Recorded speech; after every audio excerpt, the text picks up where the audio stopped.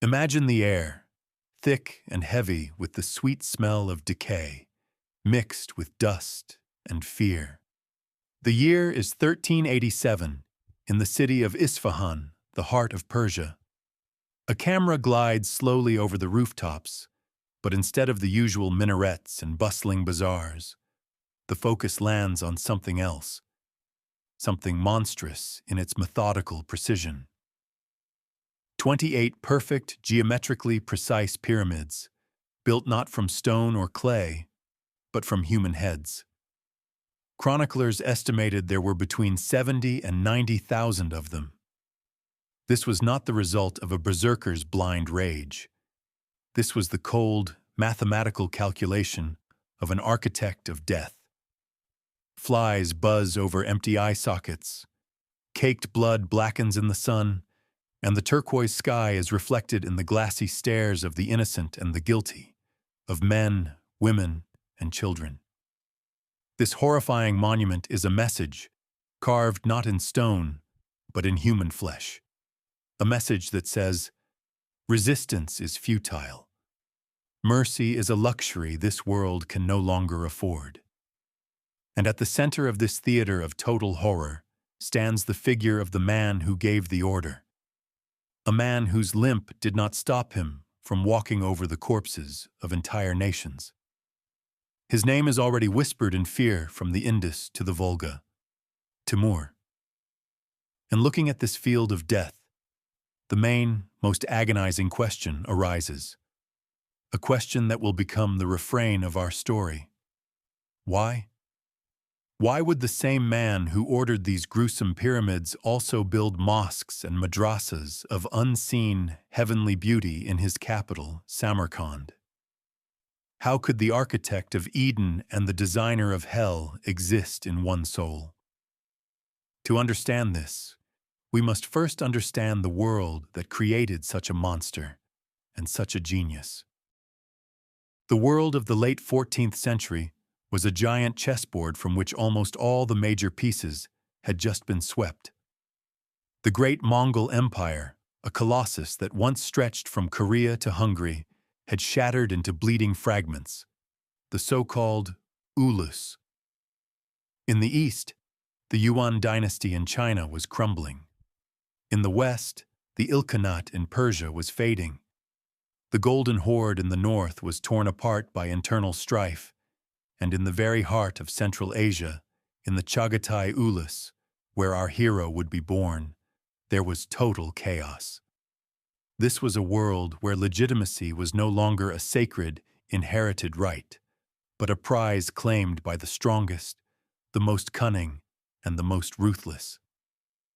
Ancient trade routes, like the Silk Road, fell into decline due to constant wars and banditry. Cities that were once centers of science and culture were turning to ruins. In this boiling cauldron of ambition, where every petty Khan, emir, or tribal chief dreamed of his own empire, there were no rules except one: kill or be killed. It was an era of power vacuum, the perfect breeding ground for a new type of predator, not just a nomad raider, but a systematic empire builder. He understood that to build a new, stable structure, you first had to clear the site to its very foundations, even if it meant burning down the entire old world. Timur was not born in an age of order and prosperity, but in an age of total deconstruction, and he absorbed its primary lesson.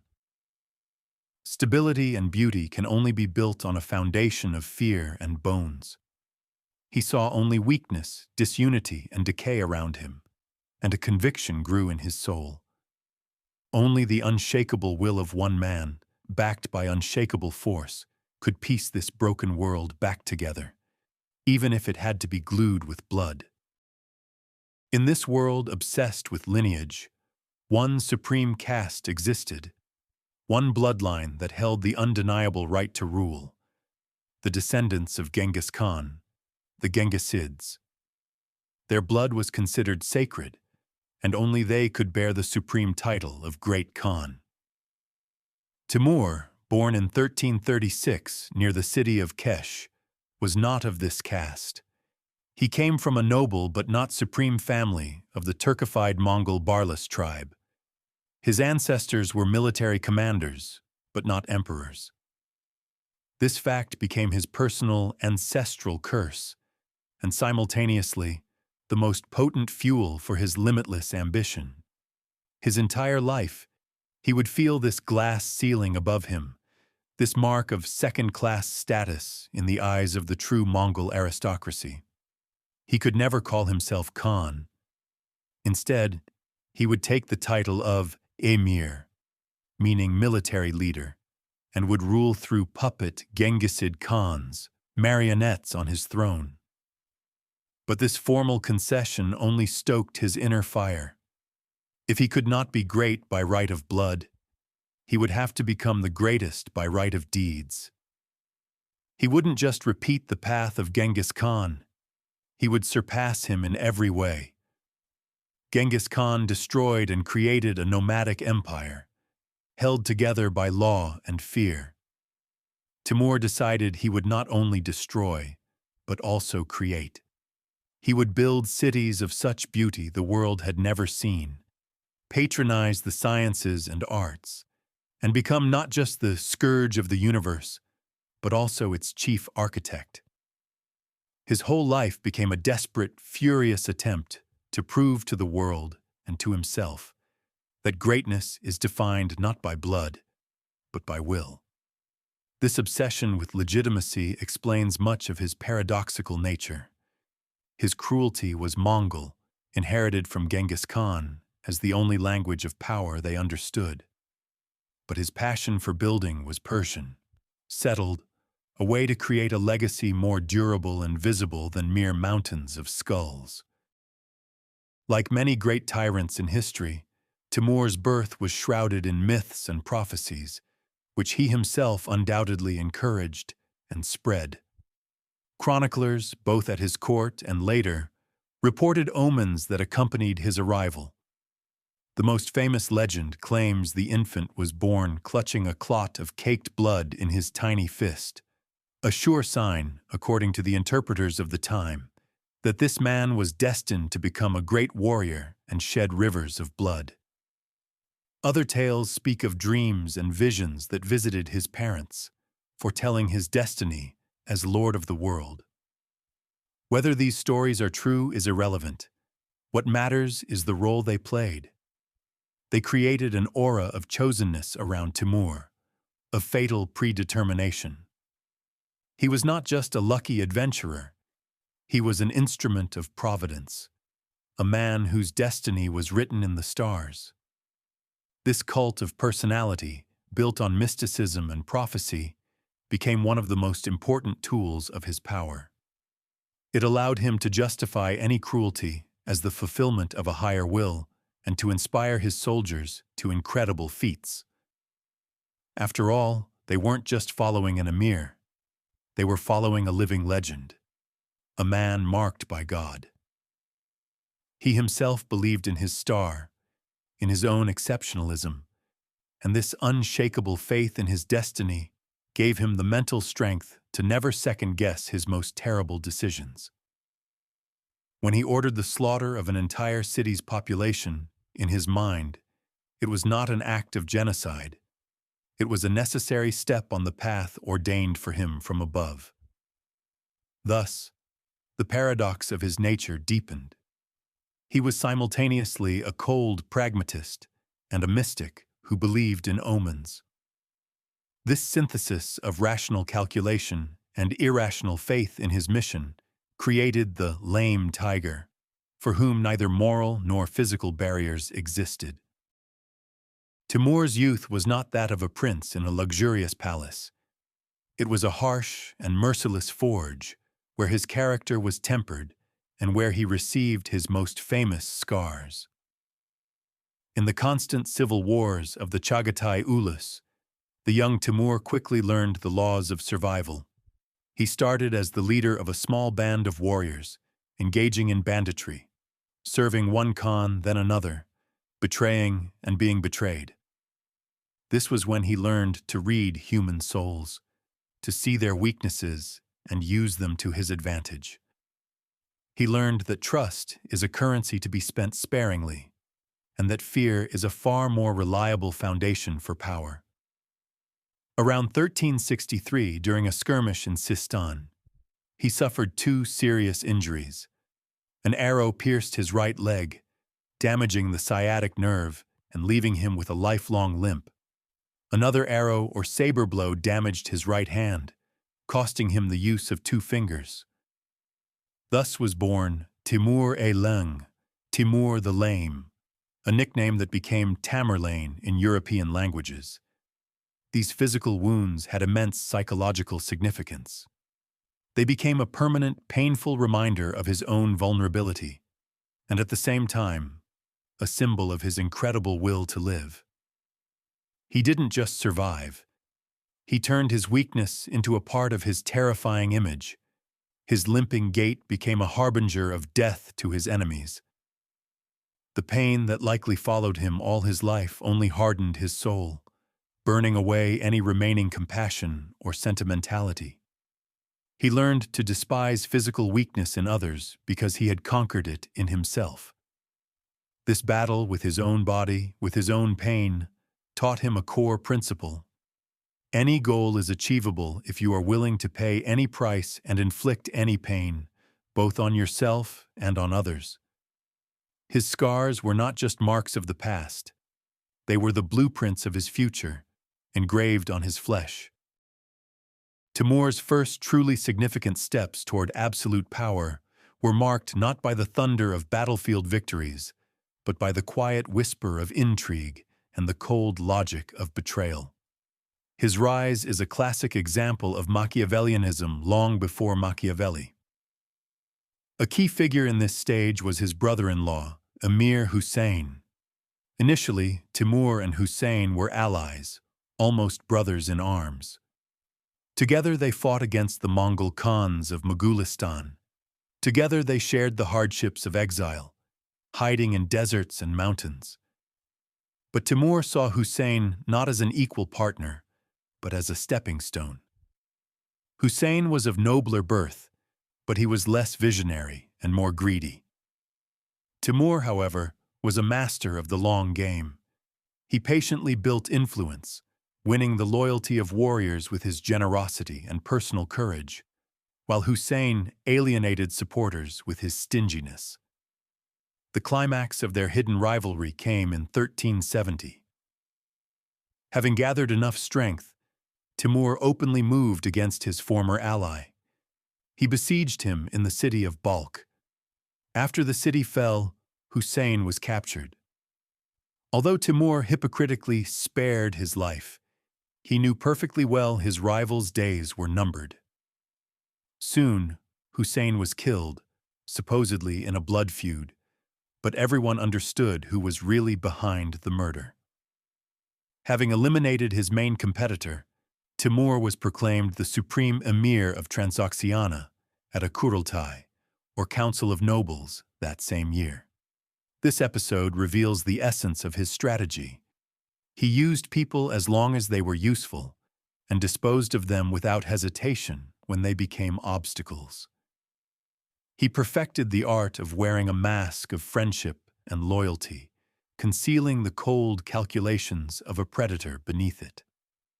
This first major victory, won not so much by the sword as by betrayal, showed that for Timur, no sacred bonds existed, neither kinship nor friendship. When absolute power was at stake, this ruthless pragmatism would become the foundation for his future, far more massive conquests. Behind all of Timur's campaigns, battles, and political intrigues, there was one all-consuming, almost maniacal passion that holds the key to his paradox. It wasn't just a thirst for power, which many tyrants have, nor a primitive lust for gold. It was a fanatical, unquenchable thirst for eternity. Acutely aware of his inferior lineage compared to the Genghisids, he understood that his empire, built solely on strength and fear, could crumble after his death, just like so many before it. To leave a mark on history comparable to, or even greater than, Genghis Khan's, he needed to create something more enduring than mountains of skulls. He needed to build a physical, cultural, and spiritual legacy. This deep-seated motivation gave birth to his dual nature. For him, destruction and creation were two sides of the same coin, two inseparable parts of a single project to achieve immortality. Mongol-style cruelty and terror were efficient tools for rapidly conquering vast territories, crushing all dissent, and accumulating resources. The pyramids of skulls were not just acts of sadism, they were a form of shock therapy for entire civilizations, forcing them to submit and give up everything they had. And what did he do with these resources? The gold, the artisans, the scholars, the architects. He funneled this entire stream to one place, the heart of his empire, Samarkand. He wasn't just building a capital. He was building his personal paradise on earth, a monument city that would stand for centuries and tell the world of the greatness of Emir Timur. Every azure tile on the dome of the Bibi-Khanym mosque was, in essence, paid for with the blood of the people of Delhi or Baghdad. Every wise book in his libraries was brought from a plundered Damascus. He was not just a conqueror. He was history's greatest collector, one who collected not only lands but also talents, forcibly relocating them to realize his grand design. Thus, his inner demon was not one of pure destruction. It was the demon of vanity, demanding eternal glory. And Timur found the only way to feed it, to destroy the world in order to build an eternal monument to himself from its finest fragments. Having secured absolute power in Transoxiana, Timur immediately began forging the tool that would realize his grand ambitions: his army. He understood perfectly that militias based on tribal loyalty were unreliable and prone to mutiny. He needed a new type of army, bound not by kinship, but by iron discipline and personal loyalty to him, its supreme leader. He used the time-tested decimal system inherited from Genghis Khan, units of tens, hundreds, thousands, and corps of 10,000, or tumans. But he filled this old form with new content. He appointed men to key command posts not based on noble birth, but on proven valor in battle and, most importantly, personal loyalty. He created a personal guard of elite warriors, the Bahadurs, who were his eyes and ears in the army. Discipline was absolute, maintained by the harshest punishments for the slightest disobedience. But alongside the stick, he also used the carrot.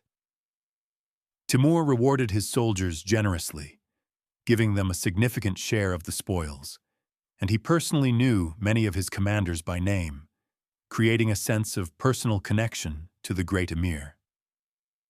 His army was a multinational cauldron. Turks, Mongols, Tajiks, Persians, and people from many other conquered nations served in its ranks. This diverse mass was guided by the single, unshakable will of its leader. Timur paid special attention to intelligence and logistics. Before every campaign, his spies gathered detailed information about the enemy, his forces, the terrain, and water sources. His army could execute swift, 1,000-mile forced marches across deserts and mountains, catching enemies completely by surprise. This war machine, tuned to perfection, became an extension of his own body and mind. Fast, lethal, perfectly obedient, and utterly devoid of pity. It didn't just wage war. It was war, a fiery tornado that incinerated everything in its path, clearing the way for its creator's imperial design. In parallel with creating his war machine, Timur began another, equally important project: transforming Samarkand, an ancient city on the Silk Road, into the capital of the world, a showcase for his power and taste.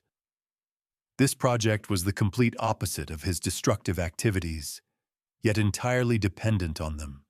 Samarkand was to become a paradise, but a paradise built on the bones and tears of conquered peoples. After each successful campaign, thousands of the best artisans, architects, stonecutters, artists, calligraphs, jewelers, armorers, from Delhi, Damascus, Baghdad, Isfahan, and Shiraz, were forcibly marched to Samarkand. It was an unprecedented talent migration at sword point. Timur personally supervised the construction, often intervening in the plans and demanding the impossible from his architects. Legend says that, dissatisfied with the entrance arch of his grand Bibi-Khanym mosque, he ordered the architects executed and the work restarted, demanding it be made even taller and more majestic. He spared neither money nor human life to realize his dream. Before his very eyes, the city was transformed. Giant buildings rose, faced with glittering glazed tiles, majolica, and mosaics, dominated by celestial blue and turquoise hues. Majestic domes, covered in gold, shone in the sun, visible for miles. Grand madrasas, observatories, caravanserais, bathhouses, and gardens with fountains and exotic plants were built. Samarkand became a melting pot of cultures and styles. Persian refinement combined with Turkic monumentality and Indian luxury. But behind this brilliant facade hid a dark reality. This city was not only a monument to Timur's genius, but also a living museum of his conquests, where every stone was a witness to someone's tragedy. This dialectic of creation through destruction is central to understanding Timur. He saw no contradiction in it. In his worldview, to create something truly great, one first had to accumulate all the best things the world had to offer, and the only way he knew how to do that was to take it by force. One of the longest and most brutal conflicts of Timur's career was his war against Tokhtamush, Khan of the Golden Horde. This story is particularly revealing, as it began with patronage and ended in total annihilation. Originally, Tokhtamush was just one of many Genghisid princes seeking refuge and support from the powerful emir of Samarkand. Timur saw him as a convenient tool to establish control over the Golden Horde. He gave Tokhtamush an army, money, and helped him seize the throne in Sarai. However, once secure in power, Tokhtamush predictably forgot his benefactor and began to see himself as an equal. He started launching raids into Timur's territories and even threatened Transoxiana itself.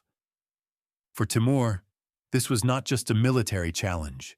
It was a personal insult, a profound ingratitude he could not forgive. The Lame Tiger's response was terrible in its scale and strategic brilliance. Instead of simply repelling the raids, he decided to destroy the very foundation of the Golden Horde's power. In 1391, he launched an unprecedented campaign deep into enemy territory, crossing thousands of miles of empty steppe, and crushed Tokhtamush's army in a massive battle. But even that wasn't enough. 4 years later, in 1395, he delivered a second, decisive blow. He invaded the heartlands of the Golden Horde, sacking and burning its largest trading cities, including the capital, Sarai, and others along the Don River. He didn't just defeat an army. He shattered the economy of an entire state, diverting its trade routes to bypass its lands and flow into his own empire. In this war, Timur demonstrated his signature style. His revenge was not impulsive, but cold, calculated, and total. He didn't just treat the symptoms of a threat. He destroyed its root. The crushing of the Golden Horde had immense geopolitical consequences, including for the Russian principalities. But for Timur, it was just one more step in clearing space for his own singular and undisputed power. Timur's empire like any great power, was held together not only by the strength of his army, but also by a complex web of personal relationships, with his family, advisors, allies, and, of course, his enemies. His inner circle included people who had significant influence over him. His spiritual mentors, Sufi sheikhs like Mir Said Baraka, played an important role by providing ideological and religious justification for his actions. They proclaimed him the Sword of Islam and his conquests a holy war, which helped legitimize even the bloodiest massacres in the eyes of the Muslim population. A key figure in his harem was his chief wife, Sarai Mulk Khanum, a direct descendant of Genghis Khan. This marriage was not so much a union of hearts as a crucial political move. By marrying a Genghisid princess, he received the honorary title Gur-e, or son-in-law of the Khan, which significantly strengthened his position within the world of Mongol tradition. She was not just a wife, but a symbol of his connection to the great legacy. However, Timur's world was defined even more by his enemies. He seemed to instinctively seek out rivals whose ambitions matched his own in order to prove his superiority in a duel. Tokhtamesh was one such enemy, whom he himself had raised up and then destroyed. But as his empire expanded west, a new, even more formidable figure rose on the horizon: the Ottoman Sultan Bayezid I, nicknamed Yildirim, or Thunderbolt, for the speed of his conquests. Bayezid, like Timur, was a brilliant commander and a proud, unyielding ruler who had built a vast empire in the Balkans and Anatolia. A clash between these two titans, two alpha predators of world politics, was practically inevitable. Their confrontation went beyond simple geopolitics, becoming a personal duel between two egos, each of whom believed he was chosen by God to rule the world. This coming collision would definitively answer the question of who was the true master of Eurasia. The conquest of Persia, Iraq, and the Caucasus became the proving ground where Timur honed his policy of systematic terror to horrifying perfection. It was here that the skull towers ceased to be isolated acts of intimidation and became his signature, his calling card. This was not an expression of uncontrolled rage or sadistic tendencies. It was a cold, rational, and devilishly effective strategy of imperial control. The logic was simple and ruthless. When a city surrendered without a fight, its population was generally spared and merely paid tribute. But if a city dared to resist, or even worse, rebelled after being conquered, it faced an exemplary and unforgettable punishment. Timur understood that his army could not be everywhere at once. To keep vast and diverse territories in line, he needed to create a level of fear that would paralyze the very thought of resistance. The pyramids of skulls in Isfahan, the defenders of a fortress buried alive, the massacre of 120,000 in Baghdad after its recapture. These were not just war crimes. They were carefully staged spectacles of horror. News of these atrocities, carried by merchants and refugees, traveled far ahead of his army. Many cities, hearing of Timur's approach, chose to open their gates and beg for mercy rather than test his wrath. Terror thus became an economically efficient tool. It saved time, resources, and the lives of his own soldiers. But here lies another layer of the paradox. While destroying the centers of Persian culture, he was simultaneously its passionate admirer. From the plundered cities, he carried away not only gold, but also poets, scholars, and musicians, enriching his capital with them. He acted like a ruthless gardener, cutting down entire orchards just to select the few best flowers and transplant them into his own.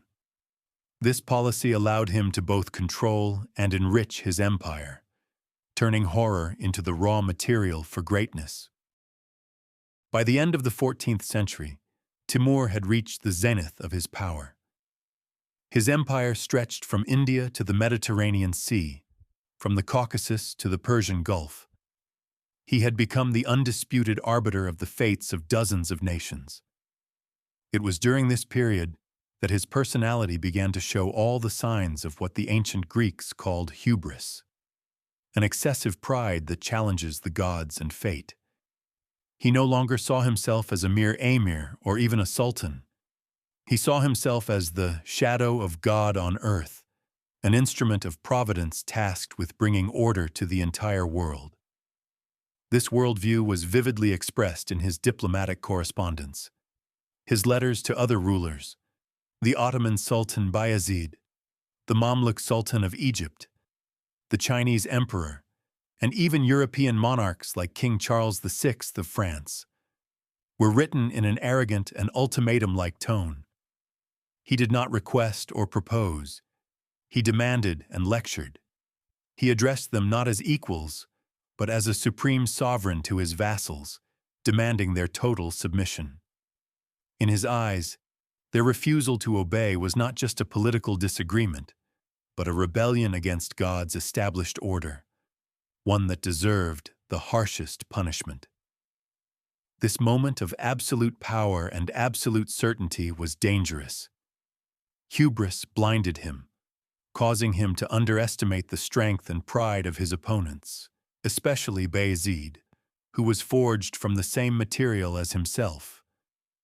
Timur, it seems, genuinely believed that history itself bent to his will, that he was its prime mover.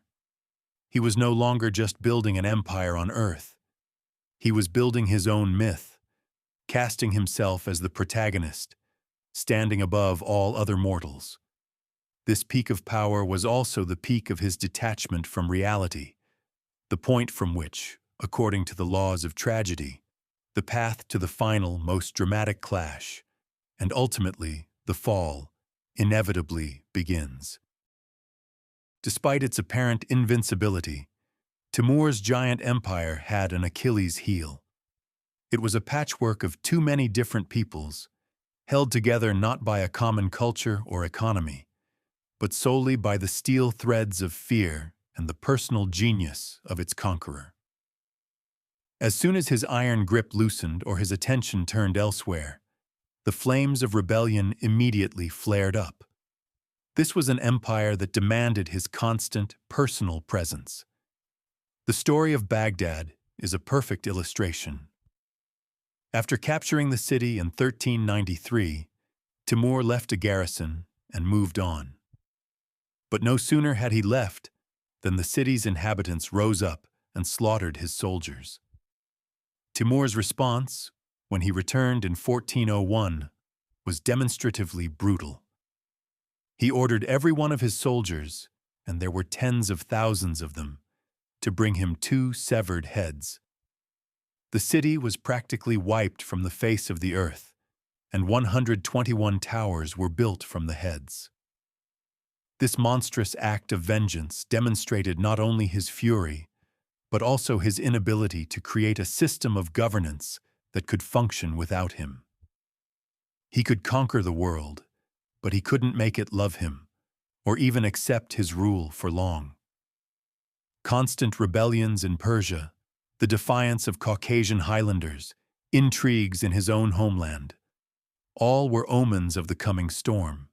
His empire was like a giant volcano, which he contained with his titanic will, but beneath whose surface the lava of hatred and the thirst for independence continued to boil.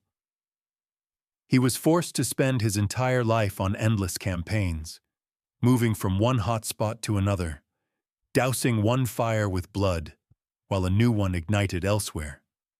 It was an exhausting race against time and space, and even a titan like Timur could not last forever. The first cracks appearing on the monolithic facade of his state foretold its inevitable collapse the moment its creator left this world. In 1398, at the age of 62, Timur undertook one of the most risky and bloody campaigns of his life, the conquest of India. The official pretext was a holy war, a jihad against the Muslim rulers of the Delhi Sultanate, whom Timur accused of being too tolerant of their Hindu subjects. The true motives, as always, were far more pragmatic. India was a fabulously wealthy country, and its treasures beckoned. Furthermore, the Delhi Sultanate was weakened by internal strife, making it easy prey. The march across the impassable Hindu Kush mountains was incredibly difficult, but Timur's army overcame every obstacle. Before the decisive battle for Delhi, one of the most gruesome episodes of his life occurred. Fearing that his 100,000 Indian prisoners might rebel during the battle, Timur gave the cold-blooded order to execute them all. The subsequent battle against the Sultan's army, which used war elephants, was won through Timur's tactical cunning. Then his army entered Delhi. What happened next is described by chroniclers as an apocalypse. The city was given over to plunder for several days. A massacre began, in which hundreds of thousands of people died. The city was burned and lay in ruins for decades. But from Timur's perspective, the campaign was a stunning success. Immeasurable wealth was carried away from India. Gold, silver, precious stones, as well as thousands of artisans and dozens of war elephants. It was this Indian treasure that financed one of Timur's most grandiose construction projects, the giant congregational mosque in Samarkand, known as the Bibi-Khanym Mosque. The Indian campaign thus became the clearest and most direct expression of his paradoxical logic. Maximum destruction in one place served as the direct financing for maximum creation in another. The blood of Delhi was transformed into the turquoise domes of Samarkand. Having crushed the Golden Horde in the north and India in the southeast, Timur's gaze turned west, where the last two great Sunni powers who dared to challenge his hegemony remained: the Mamluk Sultanate in Egypt and Syria, and the rapidly expanding Ottoman Empire in Anatolia. Conflict was inevitable. Timur demanded that the Mamluk Sultan and the Ottoman Sultan Bayezid recognize his supreme authority, but both proud rulers refused. For Timur, this was tantamount to a declaration of war. His campaign into Syria in 1400 was lightning fast and devastating. He took and sacked Aleppo and then Damascus, one of the oldest and culturally richest cities in the Islamic world. Once again, the familiar script played out: mass murder, destruction, and the forced deportation of the best artisans and scholars to Samarkand. This act was especially significant, as it struck at the very heart of Arab-Muslim civilization. Here, another aspect of Timur's internal conflict emerged. While positioning himself as the sword of Islam and a defender of the faith, he was, in fact, destroying flourishing Muslim centers just as easily as he did infidel cities. His imperial ambitions and lust for glory clearly outweighed any religious solidarity. He was a Muslim, but ultimately his God was himself and his own legacy. The destruction of Damascus was a clear signal to the entire world, and especially to Bayezid. Timur would stop at nothing, and for no one. He recognized no authority but his own, and was prepared to destroy any sanctuary on his path to absolute dominion. The clash with the Ottomans, the last bastion in his way, was now only a matter of time. The standoff between Timur and Bayezid I became more than just a geopolitical conflict. It escalated into an epic drama, a personal vendetta between two titans whose egos were as vast as their empires. They were mirror images of each other, both from humble origins, having achieved everything through their own will and sword, both brilliant military commanders, both proud to the point of madness and intolerant of any rival. The prelude to war was a bitter and insulting exchange of letters. Bayezid, intoxicated by his victories over crusaders in Europe, called Timur a limping ant trying to challenge the Ottoman elephant. Timur responded with equal venom, mocking Bayezid's origins and threatening to turn his capital into ash and give his harem to his stable boys. This psychological warfare poisoned the atmosphere and made a peaceful resolution impossible. Each had thrown down a challenge he could not back away from without losing face. Behind them stood not just armies, but entire civilizational projects. Bayezid saw himself as a Ghazi, a warrior of the faith expanding the borders of Islam into Europe. Timur saw himself as the restorer of order to the entire Islamic world and the heir to the Mongol world empire. Their armies began to move slowly toward each other, and the whole world, from England to China, held its breath. This was not just going to be a battle. It was the battle of the century, one that would determine whose project was more viable and whose name would go down in history as the greatest conqueror of the age. On the fields near Ankara, it was not just two armies that would meet, but two unbreakable wills, two boundless ambitions, and only one could survive. On July 28, 1402, the two greatest armies of the age met on the plains near the city of Ankara. This battle became the crown jewel of Timur's military genius and his most famous tactical masterpiece. Bayezid, confident in the strength of his elite Janissary corps and heavy cavalry, took a favorable position and awaited the attack. But Timur was in no hurry.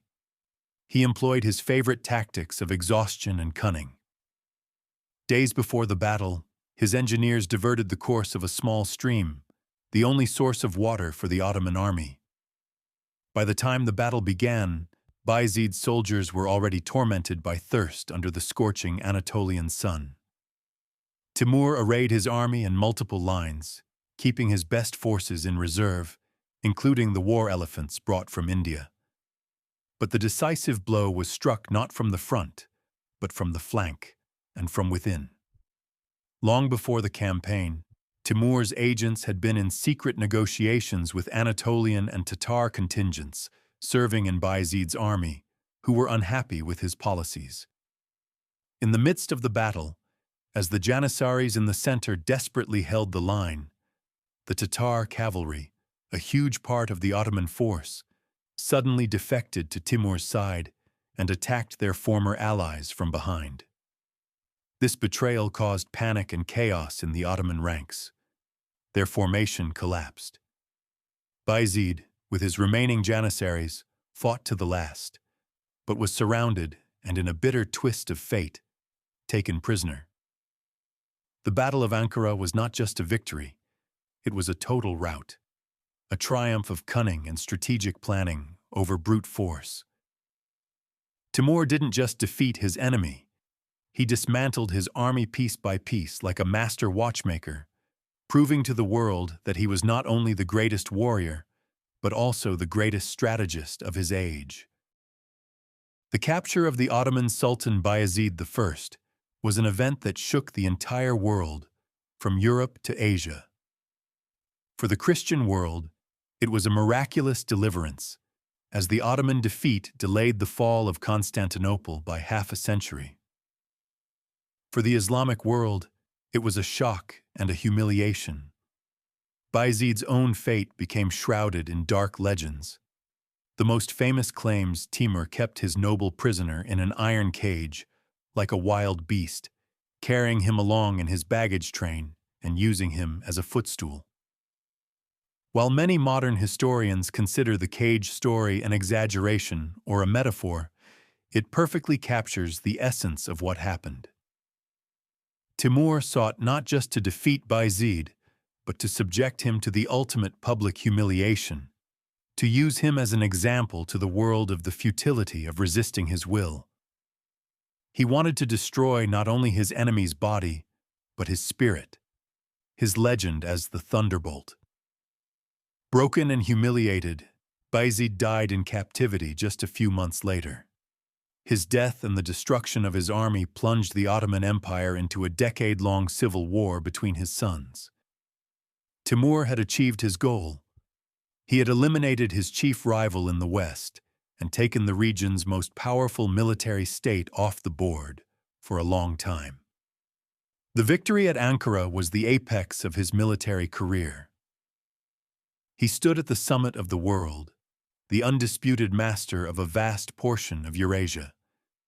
There was no power left that could challenge him.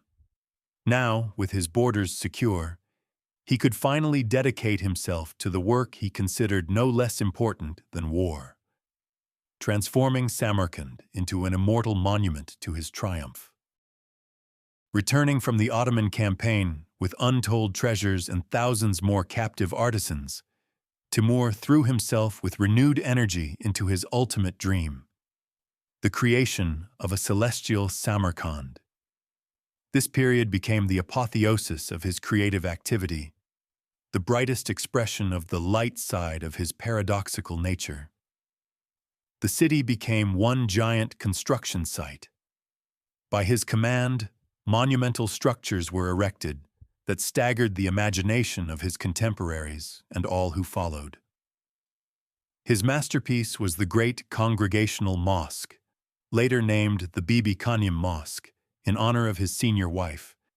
It was one of the largest and most majestic buildings in the Islamic world, with a gigantic portal, soaring minarets, and an enormous turquoise dome. In Timur's vision, it was meant to symbolize the scale of his empire and his piety. No less grand was the Gur-e Amir mausoleum, which he prepared as a tomb for his beloved grandson, and later, for himself. Its fluted, melon-shaped azure dome and its interior of onyx, jade, and gold made it a pearl of Central Asian architecture. At the same time, the Shah-e-Zinda necropolis, the street of mausoleums, was being completed and decorated to house the tombs of his family and nobles.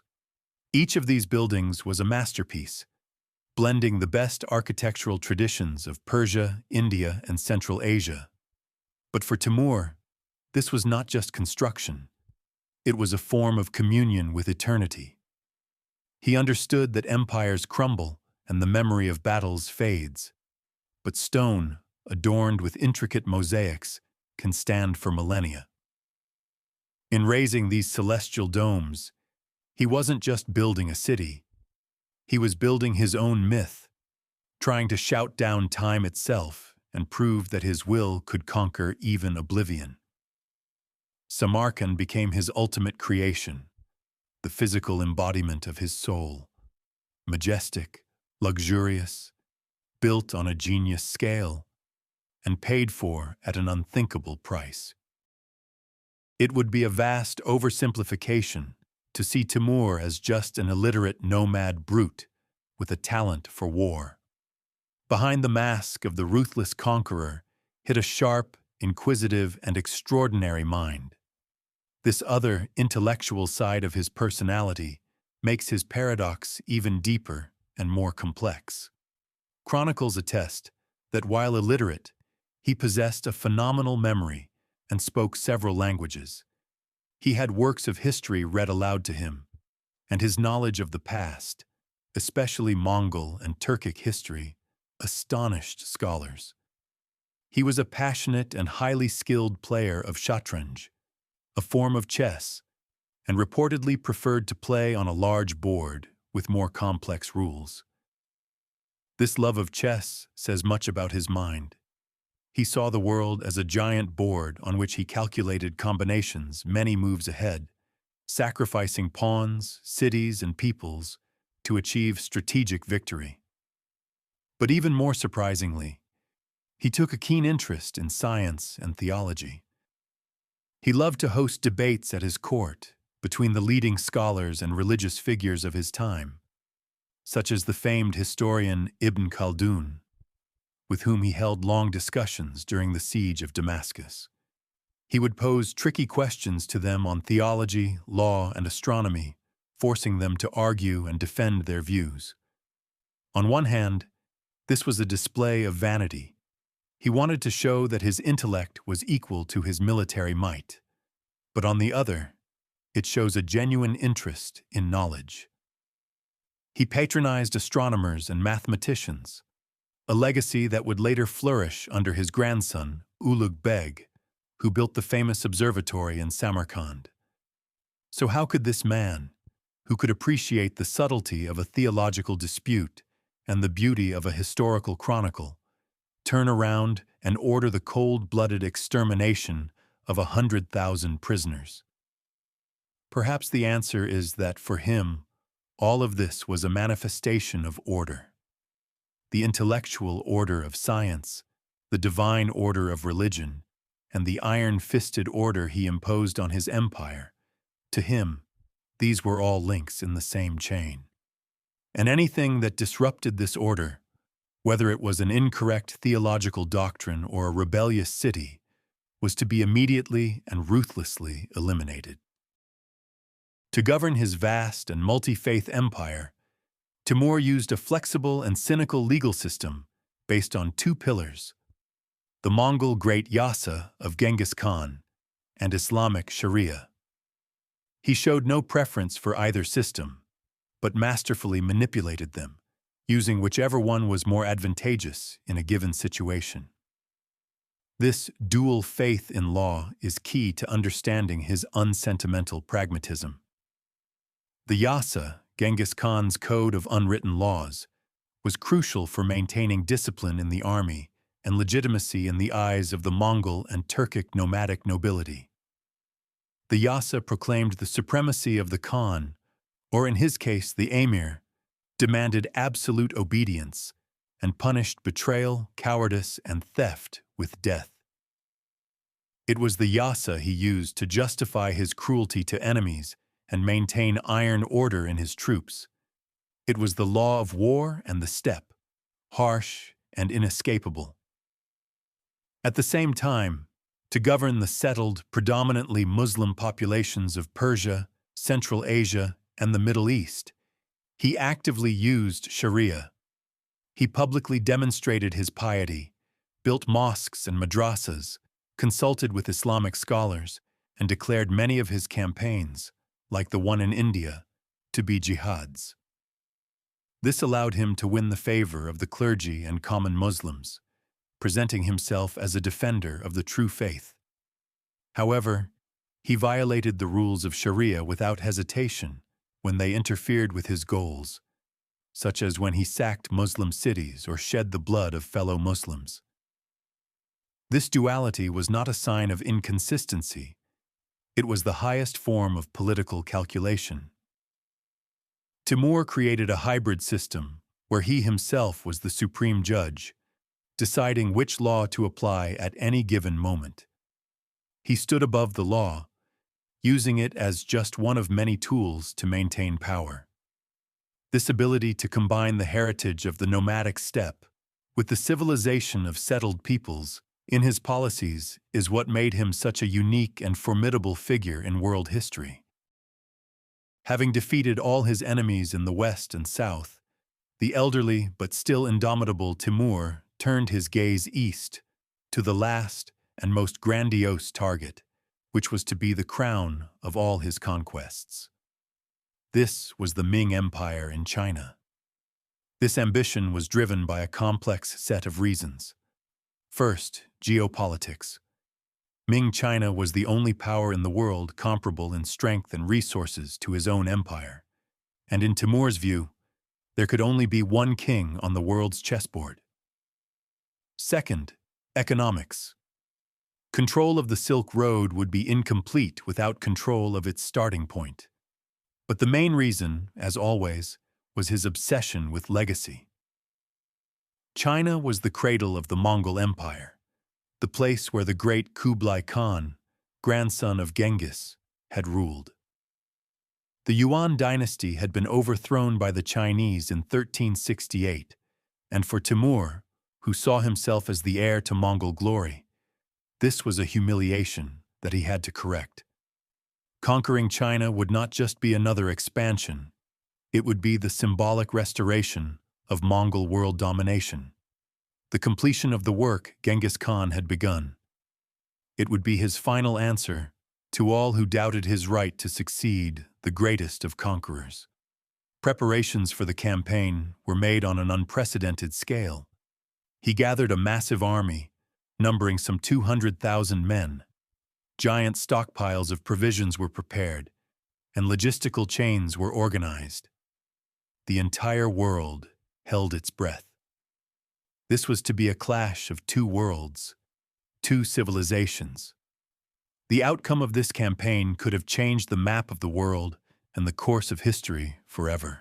For Timur, this was the last, highest wager in his great game with destiny. In the autumn of 1404, Timur's gigantic army marched out of Samarkand. This was the culmination of his life, a march to the final horizon. But from the very beginning, the campaign was plagued by bad omens. The winter that year was unusually severe, one of the coldest in decades. When the army crossed the frozen Sir Darya River, the ice cracked under the weight of the supply wagons, and men and animals perished. The soldiers, unaccustomed to such bitter cold, suffered from frostbite and disease. But the unshakable will of their leader drove them forward. Timur himself, now nearly 70 years old, seemed oblivious to the hardships. He was obsessed with his final dream, and nothing could stop him. The army advanced slowly across the steppes, reaching the city of Otrar, where they decided to winter before striking the Chinese border in the spring. In this snow-covered city on the edge of the world, there was a tense anticipation. Everyone understood that the coming campaign would be the most difficult and bloody yet. But no one doubted their victory, for they were led by the invincible Emir Timur, a man who had not known defeat in half a century. In his own mind, he likely already pictured his triumphal entry into Beijing, his coronation on the throne of the Chinese emperors.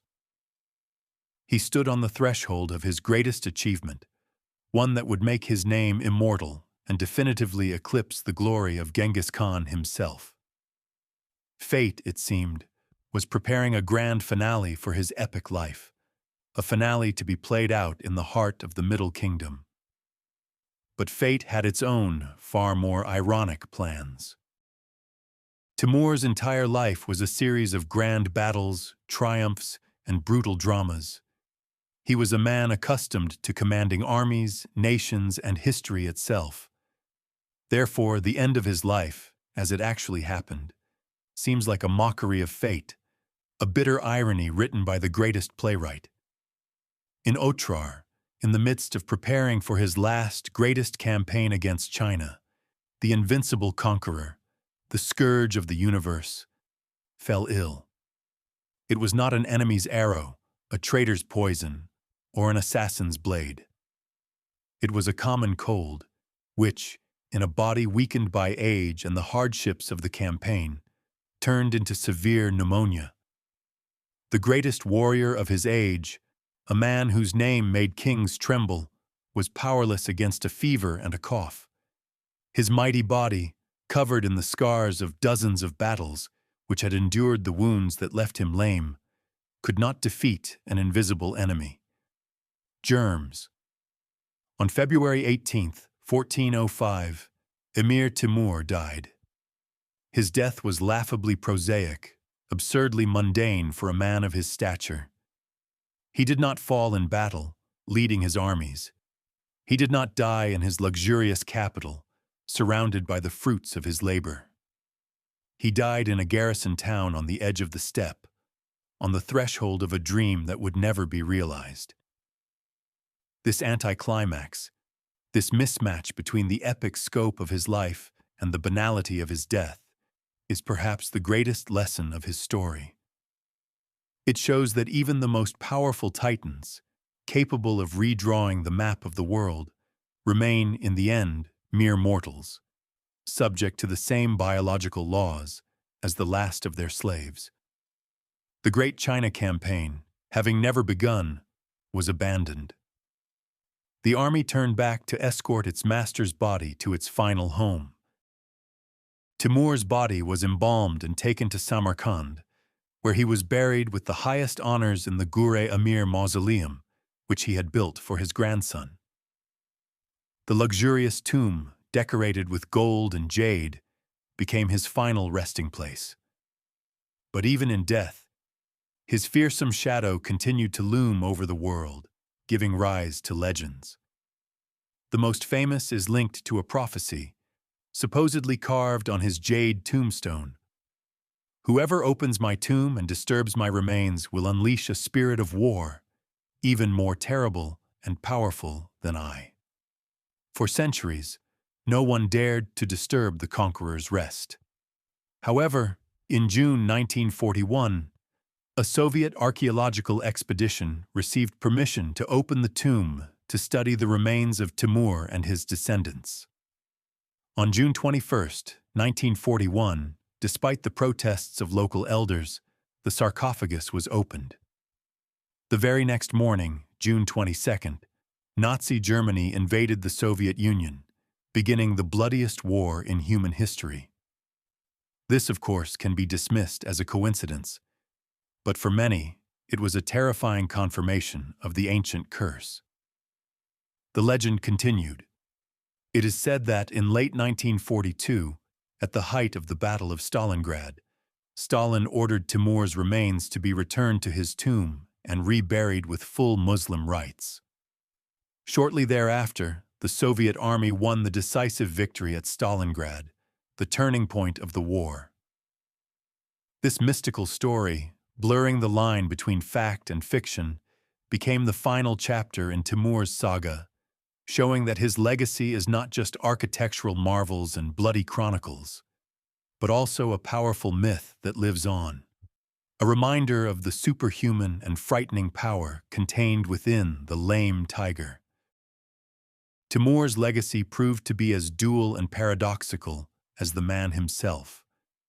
On the one hand, his immediate political creation, the gigantic empire, was extremely short-lived.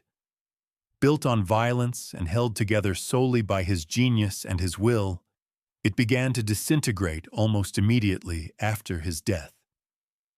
His sons and grandsons, lacking his iron grip, plunged the state into a maelstrom of civil war.